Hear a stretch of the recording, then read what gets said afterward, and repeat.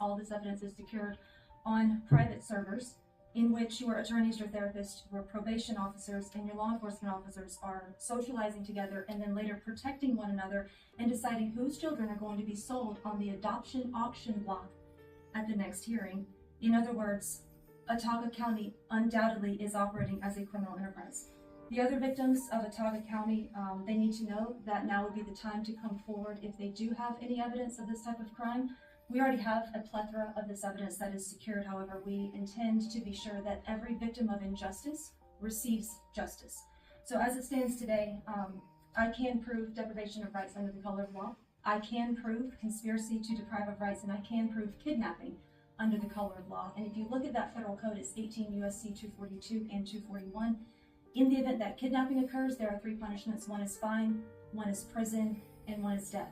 Yes, you can look that up. That is a capital punishment if you engage in those crimes.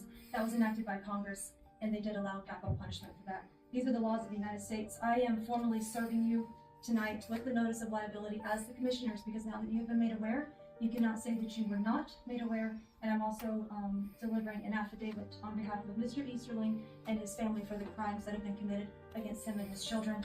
I would encourage you to look up the things that I've said tonight, confirm what I'm saying to be true, and then act according to the law. Thank you very much.